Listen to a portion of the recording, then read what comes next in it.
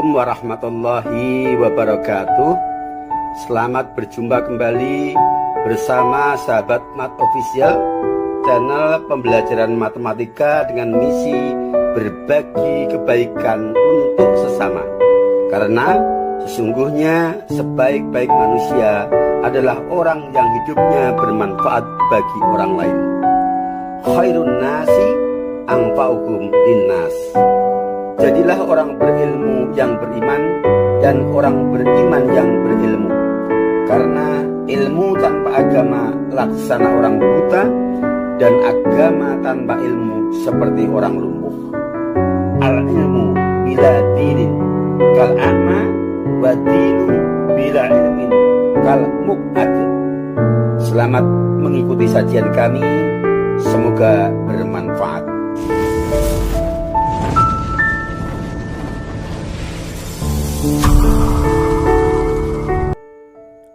Bismillahirrahmanirrahim.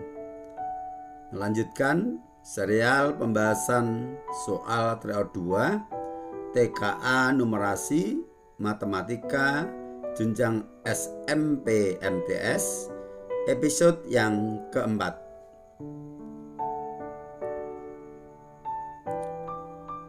Kita mulai soal nomor 45. Pengamatan dari menara mercusuar, literasinya. Seorang pengamat berada pada puncak menara mercusuar dengan ketinggian 120 meter. Ia melihat dua perahu dalam satu arah pandangan atau searah. Perahu A dengan jarak pandang 130 meter dan melihat perahu B dengan jarak pandang 150 meter. Diketahui dasar menara mercusuar, perahu A dan perahu B segaris. Tentukan benar atau salah untuk setiap pernyataan berikut. Soal pilihan ganda kompleks tipe kategori benar salah dengan 3 pernyataan. Mari kita analisis masing-masing pernyataan. Ini ilustrasinya. Seorang pengamat yang berada di puncak menara yang tingginya 120 meter melihat dua buah perahu dalam satu arah pandangan, yang mana untuk perahu A jarak pandang adalah 130 meter dan perahu B jarak pandang 150 meter. Kita analisis untuk pernyataan yang pertama, jarak dasar menara mercusuar dan perahu A adalah 50 meter. Perhatikan, kita fokus pada perahu A yang diamati dari puncak menara antara jarak pandang pengamat ke perahu, kemudian jarak perahu ke kaki menara dan tinggi menara membentuk segitiga siku-siku dengan sisi miring adalah PA, yaitu jarak pandang. Yang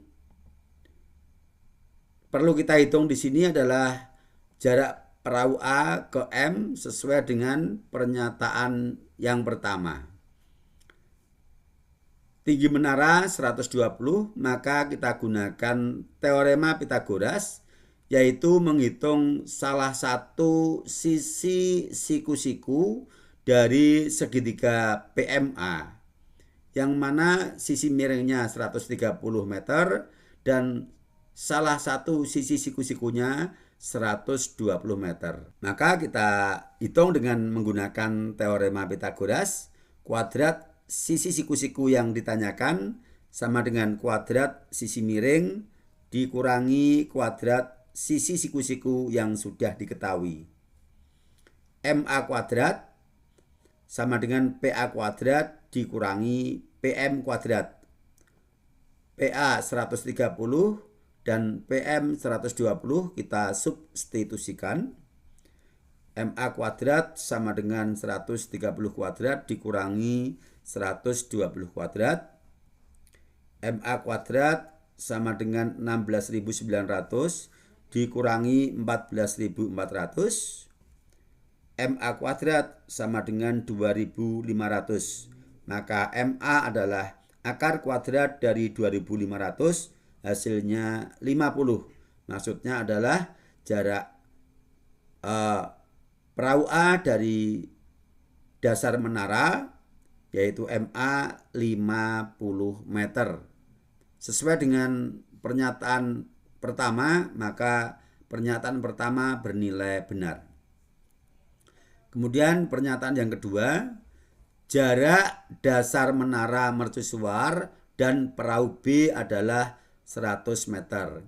Kita fokus untuk perahu B yang dilihat dari P, kemudian tinggi menara, jarak B ke dasar menara juga membentuk segitiga siku-siku dengan sisi miring adalah PB dan salah satu sisi siku-sikunya PM.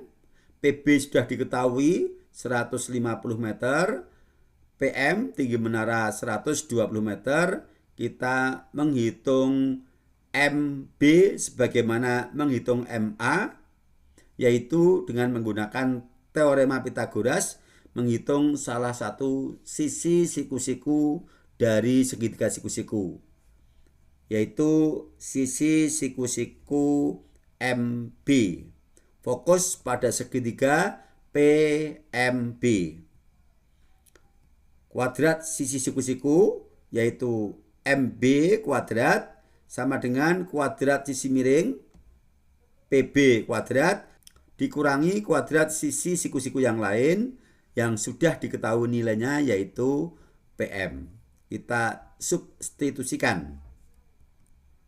MB kuadrat sama dengan untuk sisi miring PB 150 dikurangi sisi siku-siku kuadrat PM 120 dikuadratkan, 150 kuadrat dikurangi 120 kuadrat, MB kuadrat sama dengan 22.500 dikurangi 14.400.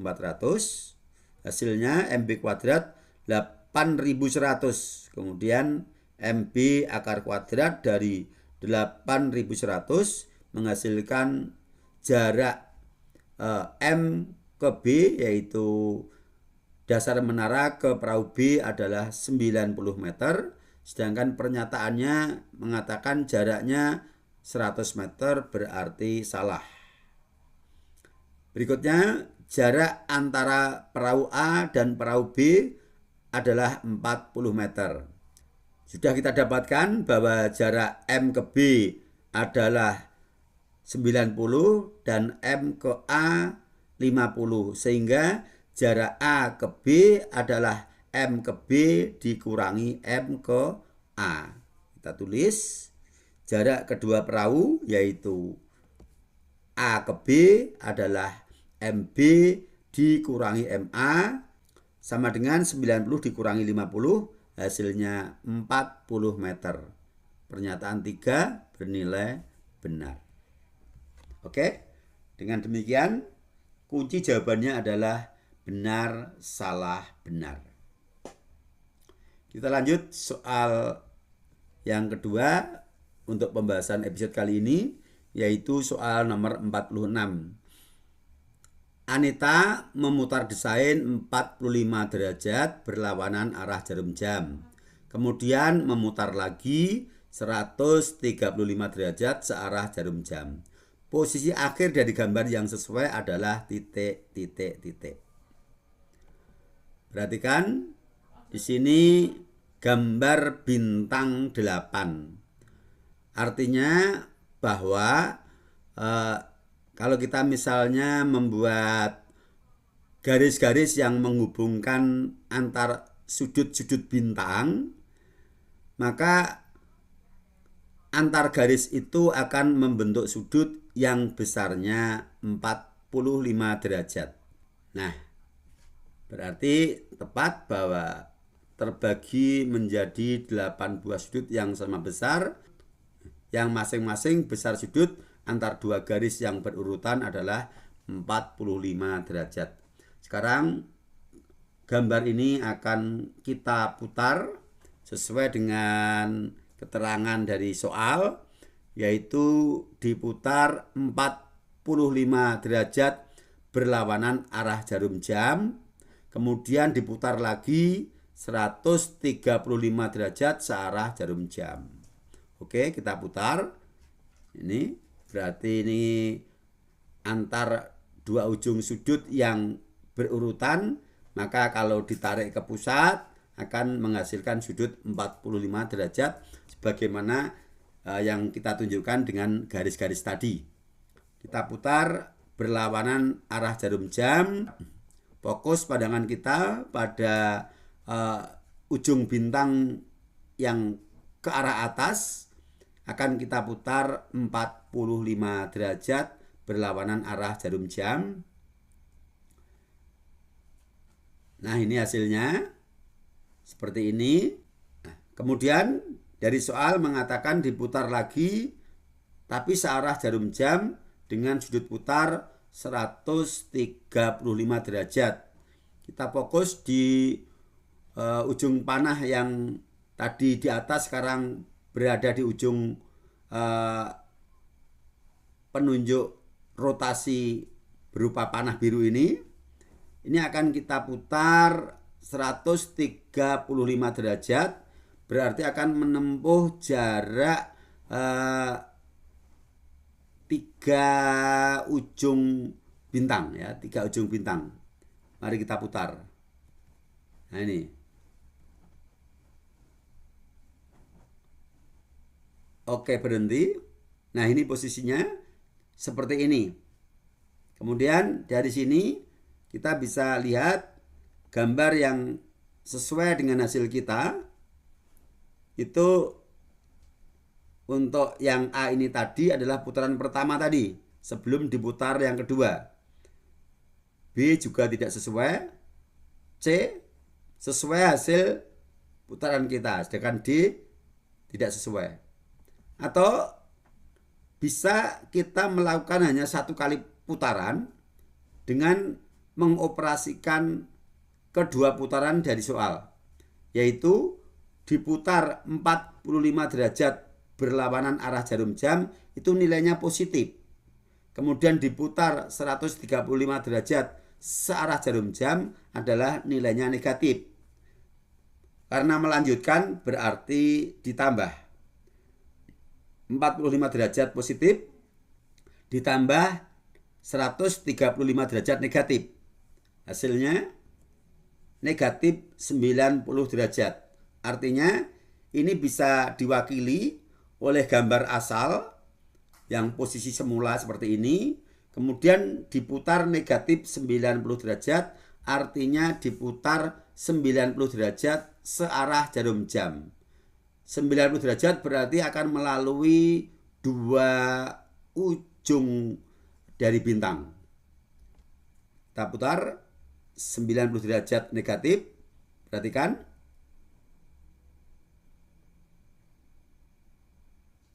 Oke, hasilnya sama.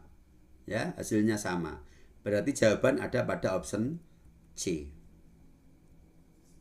Paham ya?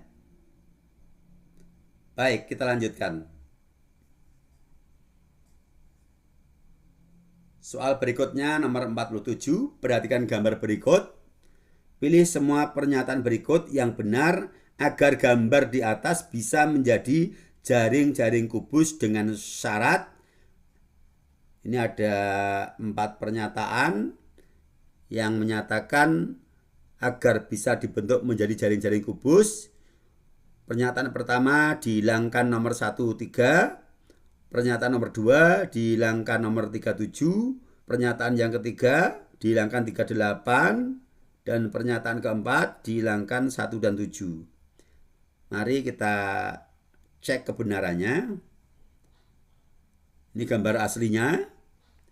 Kemudian agar bisa dibentuk model kubus, maka deretan utama maksimal adalah 4 persegi. Deretan utama itu ini. Maksimal 4 persegi. Dan bahwa persegi keseluruhan adalah 6. Tidak kurang, tidak lebih, karena kubus itu memiliki 6 persegi. Sedangkan ini ada 8 persegi, sehingga harus ada 2 persegi yang harus dihilangkan atau dibuang. Sekali lagi bahwa deretan utama maksimal 4 persegi. Artinya memungkinkan kurang dari 4. Tapi ada batasan minimalnya, yaitu 2 untuk deretan utama ini. Ada 4 kemungkinan dari pola jaring-jaring kubus agar bisa membentuk kubus. Ada 4 pola utama. Yang pertama adalah pola 141. Artinya ada 4 persegi berderet, kemudian 1 dan 1 yang mengapit ini maksudnya 1 persegi di satu sisi dari yang berderet itu, dan 1 persegi lagi di satu sisi yang lainnya yang saling berseberangan dengan persegi yang pertama. Ada beberapa model misalnya seperti ini. Perhatikan. Saya punya 6 contoh. Yang ke-6 gambar jaring-jaring ini semuanya punya deret persegi yang isinya 4 di deret utama. Kemudian bahwa deret ini arahnya adalah mendatar. Kemudian di bagian atas dan bawah masing-masing ada 1 persegi dengan berbagai variasi. Ini model 141. Kemudian model yang kedua, pola 231. Artinya ada 3 persegi di deret utama dengan 2 persegi di satu sisi dan 1 persegi di sisi yang lain yang saling berseberangan. Nah, bentuknya seperti ini. Deret utama yang tengah masing-masing 3 persegi. Kemudian di bagian atas ada 2 persegi yang satu sisi persegi bersekutu. Misalnya ini bersekutu dengan yang kuning, ini sisinya berimpit. Ini juga, ini juga. Tidak boleh 2 sisi persegi yang bersekutu sehingga nanti akan menghasilkan persegi yang dibentuk oleh 4 persegi kecil-kecil. Tidak boleh. Yang bersekutu atau bersisian hanya 1 persegi, tidak boleh 2 persegi. Di bagian bawah hanya 1 persegi. Nah, ini di antara model 231. Kemudian pola yang ketiga adalah pola 222, yaitu ada 2 persegi berderet, ditumpuki 2 persegi berderet, kemudian ditumpuki lagi 2 persegi berderet sehingga menyerupai bentuk seperti tangga 3 tanjakan. Hanya ada 1 model seperti ini. Ini paling bawah ada 2 persegi, kemudian ditumpuki deret kedua juga ada 2 persegi, ditumpuki lagi deret ketiga 2 persegi, kemudian masing-masing bergeser 1 persegi sehingga yang bersisian masing-masing hanya 1 sisi persegi. Karena tadi tidak boleh ada 2 persegi yang bersisian sisinya sehingga terbentuk 4 persegi yang membentuk persegi besar dari persegi-persegi kecil itu. Kemudian yang terakhir adalah pola yang keempat, pola 33, yaitu 2 baris masing-masing berisi 3 persegi yang bergeser dengan persekutuan 1 sisi persegi. Ini juga sama. Yang bersisian juga hanya 1 sisi persegi. Tidak boleh yang bersekutu itu ada 2 persegi sehingga membentuk sebuah persegi yang isinya 4 persegi kecil. Apalagi bersisian 3 persegi sehingga terbentuk persegi panjang, tentu tidak bisa disusun menjadi sebuah kubus. Tidak bisa menjadi jaring-jaring kubus. Baik, dari 4 pola yang mungkin ini, mari kita analisis masing-masing pernyataan dari 4 pernyataan yang ada. Kita mulai dari pernyataan yang pertama, yaitu bahwa agar gambar di atas bisa menjadi jaring-jaring kubus dengan syarat jika menghilangkan persegi nomor 1 dan 3. Oke, kita hilangkan persegi nomor 1 dan 3. Hasilnya seperti ini. Nah, ini membentuk pola 4 persegi berderet. Kemudian di sisi bawah ada 1 persegi bernomor 8. Dan di sisi atas ada 1 persegi bernomor 2. Nah, ini berarti masuk dalam pola yang pertama tadi, yaitu pola 141. Dan ini termasuk yang bisa dibentuk menjadi kubus. Kita misalkan 8 ini sebagai alas, maka yang nomor 4, 5, 6, dan 7 ini akan menjadi dinding kubus, sedangkan nomor 2 akan menjadi tutup kubus. Dengan demikian, pernyataan nomor 1 ini adalah pernyataan yang benar karena jaring-jaring yang terbentuk adalah merupakan jaring-jaring kubus, atau ketika dilipat dipertemukan sisi-sisinya akan menghasilkan bangun ruang berbentuk kubus. Benar. Lanjut untuk pernyataan yang kedua, bahwa agar gambar ini bisa menghasilkan jaring-jaring kubus dengan syarat jika menghilangkan persegi nomor 3 dan 7. Kita hilangkan 3 dan 7 seperti ini. Dengan kita hilangkan 3 dan 7, kalau kita lihat dari arah mendatar, maka pola yang terbentuk adalah 1, 1, 3, 1. Ini tidak ada pola 1, 1, 3, 1. Coba dilihat dengan pola vertikal. Oke, kalau vertikal berarti 3, 1, 2. Tidak ada, yang ada tadi 2, 3, 1 atau 1, 3, 2. Berarti pola 3, 1, 2 ini tidak ada. Karena yang ada adalah 1, 3, 2 atau 2, 3, 1. Tiganya di tengah. Berarti salah. Lanjut. Yang ketiga, agar gambar di atas bisa menjadi jaring-jaring kubus dengan syarat jika menghilangkan persegi nomor 3 dan 8. Oke, nomor 3 dan 8 kita hilangkan. Ini hasilnya. Kalau dari sudut pandang mendatar berarti 1, 1, 4. Tidak ada pola 1, 1, 4. Kemudian kita lihat arah vertikal. Berarti 3, 1, 1, 1. Ini keduanya juga tidak ada, baik 1, 1, 4 maupun 3, 1, 1, 1 atau 1, 1, 1, 3. Tidak ada, berarti salah. Kita lanjut untuk pernyataan yang keempat. Agar gambar di atas bisa menjadi jaring-jaring kubus dengan syarat jika menghilangkan persegi nomor 1 dan 7. Baik, kita hilangkan nomor 1 dan 7. Hasilnya seperti ini. Membentuk pola dengan arah mendatar 1, 4, 1. Pola 1, 4, 1 ada. Dan ini adalah benar.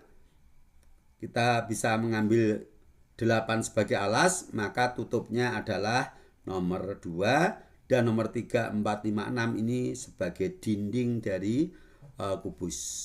Berarti benar. Dengan demikian, pernyataan yang benar dari 4 pernyataan adalah nomor I1 dan I4. Baik, satu soal lagi untuk episode kali ini. Soal nomor 48. Sebuah literasi dari soal pilihan ganda kompleks tipe kategori benar salah dengan judul pergerakan karakter hero. Tapi sebelumnya mohon maaf kepada tim pembuat soal bahwa soal ini kita lakukan pengeditan. Hal ini dengan pertimbangan yang pertama adalah untuk penyebaran kompetensi yang diangkat agar lebih bervariasi, tidak mengangkat kasus yang sama dengan pernyataan yang sama tetapi hasilnya berbeda, sehingga pernyataan yang satu akan meniadakan pernyataan yang lain. Dan dalam kaidah soal pilihan ganda kompleks, hal ini tidak dibenarkan. Sehingga dengan kita buat seperti ini perlu penyesuaian untuk stimulus terkait data di dalam literasi. Sekali lagi mohon maaf. Dan kepada anak-anak yang memegang soal ini, untuk bisa menyesuaikan perubahan ini sehingga soal yang ada di tangan kalian, mungkin yang dibagikan oleh guru-guru kalian, untuk tidak dijadikan sebagai acuan. Baik, kita mulai. Pergerakan karakter hero. Ardi merancang sebuah game online berjenis adventure. Dalam game buatannya, Ardi memasang satu karakter hero. Karakter tersebut digambarkan dalam koordinat kartesius yang mula-mula bergerak karena sebuah translasi dari titik negatif 1,2 ke 3, negatif 6. Setelah itu gerakan karakter berlanjut dengan berputar sejauh 180 derajat terhadap titik asal koordinat yaitu O 0,0. Tentukan benar atau salah untuk setiap pernyataan berikut. A. Vektor dari translasi karakter hero adalah 4, negatif 4. 2. Translasi tersebut dapat digantikan oleh dilatasi O, 3. Yang ketiga, posisi akhir dari karakter hero tersebut adalah negatif 3,6. Mari kita analisis. Vektor translasi atau translator yang membawa titik negatif 1,2 menghasilkan bayangan translasi 3, negatif 6. Kita gunakan rumus translasi. Rumus umumnya adalah ketika kita punya titik, misalnya titik A yang berkoordinat A, B, ditranslasikan oleh T dengan unsur PQ, maka akan menghasilkan bayangan A aksen dengan koordinat A ditambah P, B ditambah Q. Absis ditambah atas, ordinat ditambah bawah, atau depan ditambah atas, belakang ditambah bawah.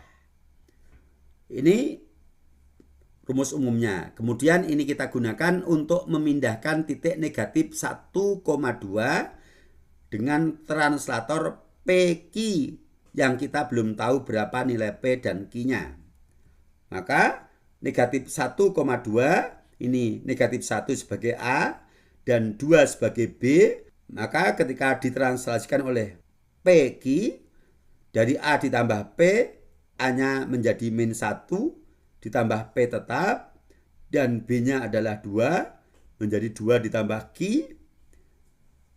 Ini hasil perhitungan berdasarkan rumus yang mentranslasi negatif 1, 2 oleh translator PQ atau vektor translasi PQ.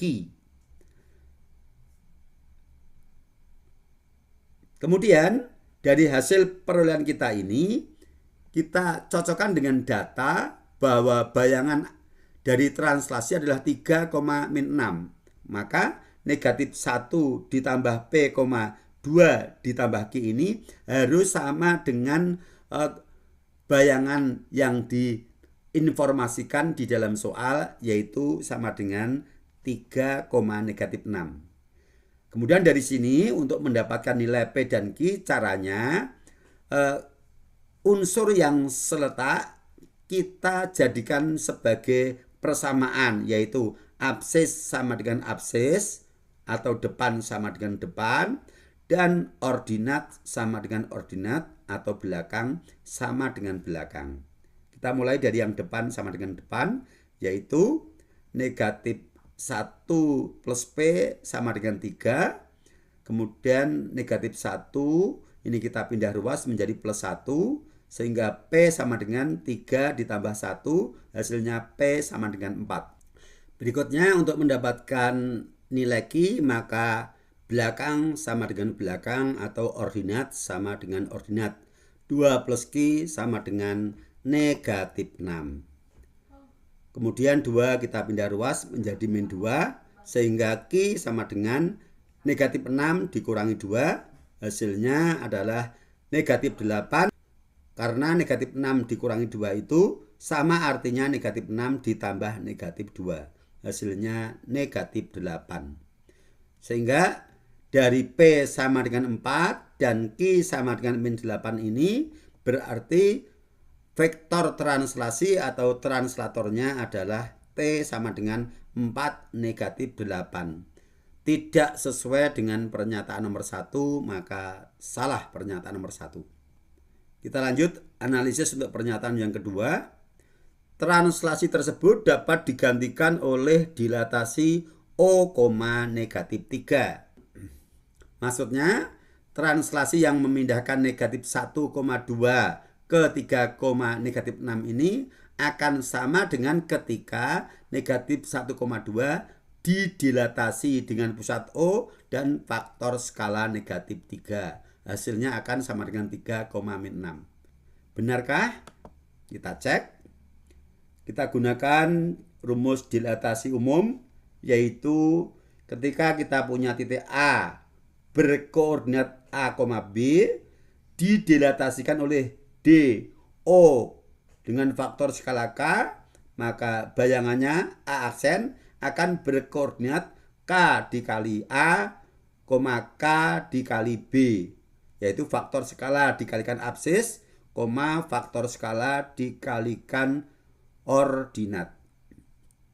Kemudian ini kita kenakan pada titik negatif 1,2 dan menghasilkan bayangan 3, min 6. Maka negatif 1,2 oleh dilatasi O, K, A-nya adalah min 1 dikalikan K, dan B-nya adalah 2 dikalikan K juga. Maka bayangannya adalah K dikali negatif 1, K dikali 2. Ini berdasarkan hasil perhitungan kita dengan rumus dilatasi O, K yang mana K belum tahu terhadap titik negatif 1,2. Sementara bayangannya sudah ada, yaitu 3, min 6. 3, min 6 ini harus sama dengan hasil kita. Jadi bayangan yang diketahui dalam soal harus punya nilai yang sama dengan bayangan dari perolehan kita melalui proses perhitungan dengan rumus yang terkait.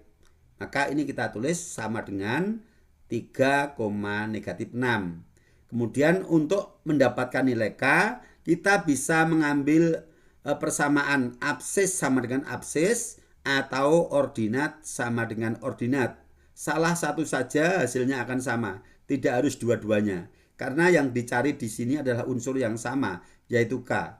Berbeda dengan ketika mencari nilai P dan Q dalam translasi tadi, P dan Q adalah unsur yang berbeda, maka depan sama dengan depan diselesaikan, belakang sama dengan belakang diselesaikan, masing-masing menghasilkan P, kemudian menghasilkan Q. Kalau ini andaikan dilakukan dua cara, depan sama dengan depan, belakang sama dengan belakang, hasilnya adalah sama-sama nilai dari K, pasti hasilnya sama. Baik, kita ambil yang depan saja, yaitu negatif 1 dikali K adalah negatif 1K sama dengan 3. Absis sama dengan absis. Kemudian nilai K berarti 3 dibagi koefisien K, yaitu negatif 1.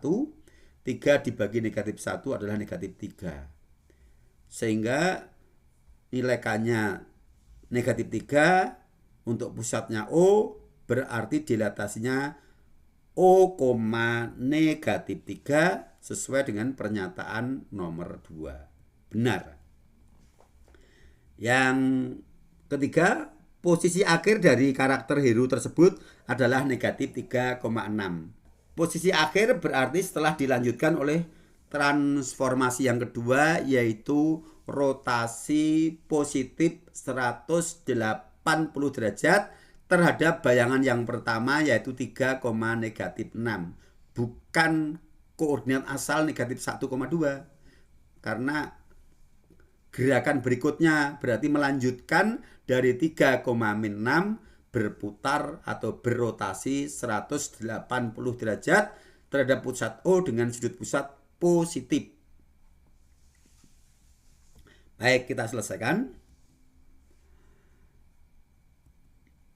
Rotasi O, 180 derajat, rumus umumnya titik A yang berkoordinat A, B dirotasi oleh R dengan pusat O, sudut putar positif 180 dan negatif 180 adalah sama, yaitu lawan A, lawan B. A, B menjadi lawan A, lawan B. Saya lebih membiasakan membaca minus di dalam rumus itu lawan daripada min, karena khawatir kalau saya mengatakan min nanti ada sebagian anak yang berpaham pasti hasilnya bertanda min. Nah, itu bahaya. Baik, sekarang kita kenakan terhadap titik 3,6 dengan rotasi 180 yang rumusnya sudah kita tulis. Maka 3,6 menjadi lawan A berarti lawan dari 3, dan lawan B berarti lawan dari min 6. Lawan 3 adalah negatif 3, lawan negatif 6 adalah positif 6. Maka hasilnya adalah negatif 3, positif 6. Lawan A yaitu lawan 3 adalah min 3, dan lawan B yaitu lawan dari negatif 6 adalah positif 6. Pernyataan yang ketiga sesuai berarti benar. Sehingga untuk kunci jawaban dari soal nomor 48 ini adalah salah, benar, benar. Oke, insya Allah kita lanjutkan di episode berikutnya, tetap di channel yang sama. Mari tetap semangat untuk belajar dan terus belajar, sedikit demi sedikit. Kata pepatah, lama-lama akan menjadi bukit. Berakit-rakit ke hulu, berenang-renang ke tepian, bersakit-sakit dahulu, bersenang-senang kemudian. Insya Allah sukses untuk Anda. Assalamualaikum warahmatullahi wabarakatuh.